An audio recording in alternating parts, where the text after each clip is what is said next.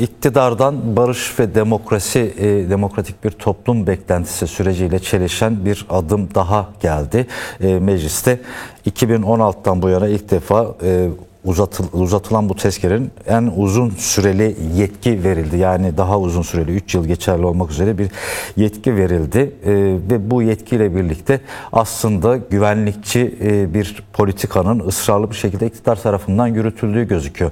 Özellikle geçtiğimiz senenin Ekim ayı başından bu yana, yani yaklaşık bir senedir devam eden bir barış süreci tartışması var. Bu sürecin selametle bir sulh içerisinde çözüme kavuşması için toplumun da beklentileri, arzuları oldukça yüksek. Ancak dün resmi gazetede yayınlandı. 30 Ekim'den itibaren geçerli olmak üzere bu tezkere hayata geçirilmiş oldu. Biz küçük bir bölümünü verdik biraz önce meclisteki yapmış olduğunuz açıklamadan dosyamızda. Neler söylemek istersiniz? İktidarın bu ısrarla barış ve huzuru sağlayacağız derken bir taraftan barış ve huzurla hiç alakası olmayan askeri ve güvenlikçi önlemlerde ısrar etmesini nasıl yorumlamak lazım? Özellikle Kürdistan olsun, Türkiye olsun, Anadolu coğrafyasında yaşayan halklar ve toplumlar bu tür adımların pek de iyi niyet taşımadığı düşüncesini taşıyor. O da haliyle de şüphe duyuyorlar bu süreç hakkında ve güvensizlik. Evet, yani şöyle bir köklü sorun var ortada aslında. O da şu: hem iktidar açısından baktığımızda hem devlet yapısı açısından baktığımızda her ikisinde de Kürt'e yaklaşım konusunda köklü bir değişim olmadığını bir kez daha görüyoruz. Şimdi bu tezkereye baktığımızda bu tezkere aslında en son 2023 yılında çıkmış. 2 sene olmuş yani. 2 sene önceki tezkerenin aynısını getirmiş vaziyetteler. Yani cümle cümle aynısı gelmiş vaziyette. Evet. Bu şunu gösteriyor: en azından son 2 senede yaşanmış olanlar hem bölge politikaları açısından diyorum, hem Suriye politikaları açısından, hem de tabii Türkiye'de yaşanmış olanlar açısından baktığımızda en ufak bir zihniyet değişimi yaratmamış. Bir kere bunu gösteriyor.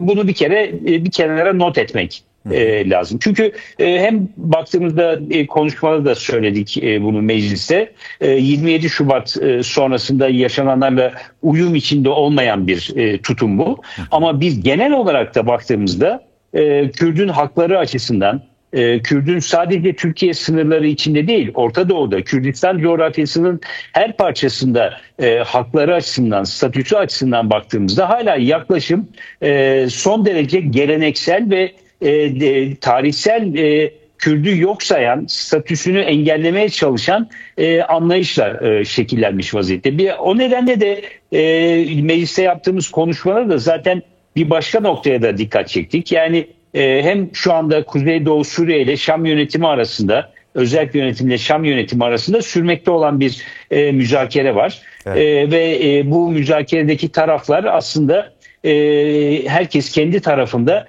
bir siyasi iradeyi temsil ediyor nihayetinde. Ve o iki siyasi irade masaya oturarak bir sonuç almaya çalışıyor. Türkiye devleti de bu müzakerenin bir şahidi durumunda aslında. Fakat görülen o ki hem bu şahitliği tam yapması gerektiği gibi yapmıyor, hem de öbür taraftan aslında genel yaklaşımında bir değişiklik olmadığı için özellikle Kuzeydoğu Suriye açısından da baktığımızda Kürt'ün statüsü, Kürt'ün hakları, Kürt'ün yaşamı konusunda gereken adımları atmama doğrultusunda bir kararlılık gösteriyor. Bunu eleştirdik elbette ki ve eleştirmeye de devam edeceğiz. Hiç kabullenilecek bir durum değil. O gün orada da söyledik. Yani esas olarak eğer Türkiye devleti Suriye ile ilgili olumlu bir rol oynamak istiyorsa, o zaman yapması gereken şey bu taraflar arasındaki, siyasi iradeler arasındaki görüşmenin olumlu şekilde sonuçlanabilmesi açısından teşvik edici önerilerde bulunması. Yani askeri operasyona niyetlenmesi, askeri operasyona dair tezkere çıkarması, askeri harekata dair tezkere çıkarması değil, meseleyi siyaset yoluyla, müzakereyle, diyalogla çözümü doğrultusunda teşvik edici bir rol oynaması gerekiyor. Suriye'nin çok kimlikli, çok kültürlü yapısı içinde demokratik bir rejime ulaşması ve aynı zamanda demokratik bir anayasaya, herkesin temsil edildiği, kendi kendini yönetebildiği, ortak yönetim mekanizmalarının gelişebildiği ve kimsenin kültürüne, inancına, ana diline herhangi bir kısıtlama getirilmediği, özgür yaşama kısıtlama getirilmediği bir ortam için teşvik edici olması gerekiyor. Ama ne yapıyor iktidar bu açıdan baktığımızda? Böyle bir tezkere çıkararak tam tersi yöndeki adımlara devam ediyorum ben diyor ve bunu da 3 sene boyunca böyle sürdüreceğim demek istiyor. Biz bunun yanlış olduğunu düşünüyoruz. Yani hem dış politika açısından yanlış, barış ve demokratik toplum süreci açısından yanlış, bölge politikaları açısından yanlış, komşumuz olan Suriye topraklarında bizlerle birlikte yüzlerce yıldır yan yana yaşayan Kürt ve Arap halkları açısından yanlış. Yani neresinden bakarsanız yanlış bir politika bu ve bu yanlış politikada ısrar etmekte, istikrarlı bir şekilde yanlışta ısrar etmekte ayrıca yanlış dedik ve o nedenle de tezkereye karşı çıktık. Buna dair de politikalarımızı sürdüreceğiz elbette. Biz dünkü yayınımızda da ele aldığımız konulardan birisi Irak'ta faaliyet yürüten bir sivil toplum kuruluşu olan CPT diye bilinen, yani Barış Toplulukları Timi diye adlandırılan bir kurumun, bir yapının temsilcisinin bir açıklaması vardı.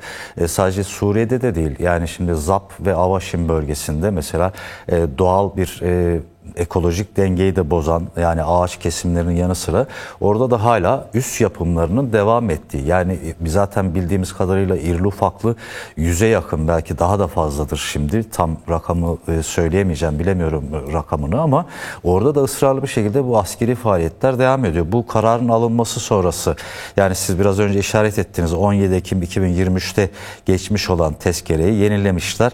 Ben resmi gazetedeki açıklamaya bakınca kopyala yapıştır gibi olmuş. Biraz önce siz söylediniz zaten. Birebir aynısını neredeyse tekrar yayınlamışlar. Şimdi Irak Dışişleri Bakanı KDP'li Fuat Hüseyin de bu 3 yıl uzatma kararını görüşmek için Ankara ile müzakerelerde bulunacağız diyor. KDP'nin sicili belli zaten aslında, yakın geçmişe bakıldığı zaman. Yani bu ilişkilerin de komşu ülkelerle olan ilişkilerin de zarar görmesine sebep olabilecek bir adım olarak değerlendiriliyor.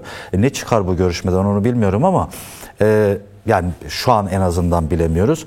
Ama gözüken o ki ısrarlı bir şekilde bu tür adımlar toplumdaki inancı ve güvenci de zedeleyen bir duruma getirdi. Yani iktidarın biz barış ve huzuru sağlayacağız dediği söylemde bunu ifade etti ama eylemde daha çok güvenlikçi adımları attığı bu yaklaşımı tersine çevirmek için neler yapmak lazım? Sadece meclis çatısı altında değil, meclis dışında da, yani sokakta, alanlarda, meydanlarda. Yani şu önemli gerçekten. Biraz evvel onu söylemeye çalıştım. Gerçekten bir zihniyet değişikliğine ihtiyaç var. Yani bölge açısından baktığımızda, ben biraz evvel daha ağırlıklı olarak Suriye üzerinde durdum. Evet. Siz de Irak'ı işaret ettiniz çok haklı olarak. Her iki coğrafya açısından da baktığımızda bir zihniyet değişikliğine ihtiyaç var. Şimdi bir taraftan Türk-Kürt kardeşliğinden söz edeceğiz. Çok önemli.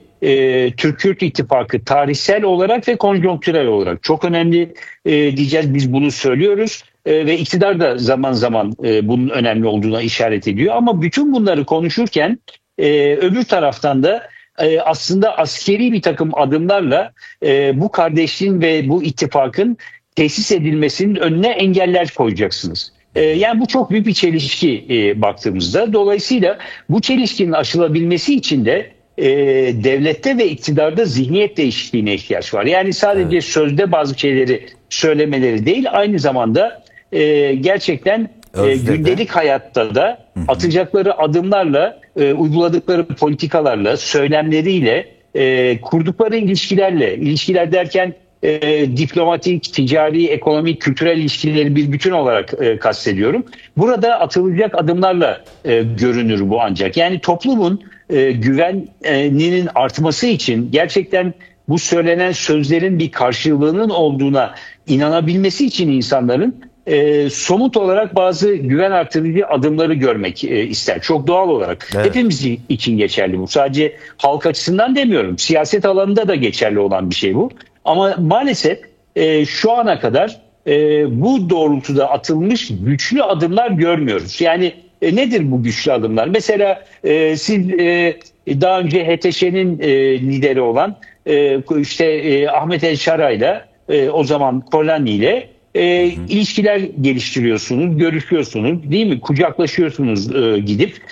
Peki komşumuzdaki bir yönetim, geçici bir yönetim açısından bunu böyle yapıyorsunuz ama hemen bizim sınırımızda bizimle yan yana yaşayan, en ufak bir düşmanlığı olmamış olan bugüne kadar tam tersine dostluk elini uzatan ve gelecek açısından baktığımızda bu dostluğun, bu kardeşliğin, bu ittifakın gelişmesi için her türlü fedakarlığı yapmaya hazır olan kişilerle, mesela Mazlum Abdi, tek tek isim saymak gerekirse diye bir örnek verdim ama evet, oradaki yapılarla aynı zamanda, oradaki siyasi yapılarla, toplumsal yapılarla aynı rahatlıkla ilişki kurmayacaksınız. Tam tersine onları bir tehdit olarak göreceksiniz ve karşınıza almaya çalışacaksınız. Bu güven verici bir durum değil elbette ki. Bunun değişmesi gerekiyor. Çünkü yani bütün veriler ve bütün gelişmeler gösteriyor ki tam tersi atılacak adımların karşılığında çok ciddi gelişmeler sağlanması imkanı da var. Hiç kimse düşmanlık tohumları serpmek istemiyor. Tam tersine barışı, kardeşliği geliştirmek istiyor. O nedenle hani özellikle onu vurgulamak istiyorum. Bu korkularından Türkiye'deki iktidarın ve devlet yapısının tarihsel korkularından, bir takım tabularından kurtulması gerekiyor. Zihniyetinde değişiklik yapması gerekiyor. Hep ben şimdi örneğini veriyorum. Irak Kürdistan'ı bölgesel yönetimi şekillenmeden önce bunu büyük bir tehdit olarak görüyordu Türkiye ve burada çok tuhaf tartışmalar yaşanıyordu gerçekten baktığımızda. Neredeyse bir savaşın eşiğine gelinmişti ama bugün baktığımızda beğeniriz, beğenmeyiz ayrı bir şey yapılanması açısından baktığımızda ama Kürdistan bölgesel yönetimiyle Türkiye'nin kurduğu ilişkiler var. Demek ki bir tehdit değil, demek ki bir tabulara bağlı kalınmamış ve adımlar atılabilmiş. O zaman aynı anlayışla zihniyet değişikliğini Kuzey ve Doğu Suriye'ye yönelik, Rojava'ya dönük olarak da gerçekleştirmek gerekiyor. Ve bunun yapılabilmesinin de imkanları bugün geçmişe göre çok daha önde. Hem bir taraftan İmralı'da Sayın Öcalan'ın bu konudaki açılımlarına baktığımız zaman hem de Kuzey ve Doğu Suriye özerk yönetiminin genel yaklaşımına baktığımızda bunun bütün emarelerini görmek mümkün. Türkiye'ye yönelik verdikleri mesajlara baktığımızda bunun bütün emarelerini görmek mümkün. Dolayısıyla zihniyet değişikliğine ihtiyaç var. Bu zihniyet değişikliğinin adımları görünür hale gelirse o zaman toplumda da Kürt halkında da genel olarak baktığımızda Orta Doğu'da da güven artırıcı adımlar atılmış olur ve güven artar. Aksi takdirde soru işaretleri devam eder ve güvenlikçi politikalarla, üstelik askeri politikalarla da herhangi bir çözüm yaratılamayacağı aslında yıllardır görüldü ve bir kez daha görülmüş olur. Umarız öyle bir yola sapmak yerine tam tersine bu tezkerenin işlemez hale geleceği diplomasiyi ve müzakereyi, diyaloğu geliştiren adımlar atılır. Biz bunun için mücadele ediyoruz.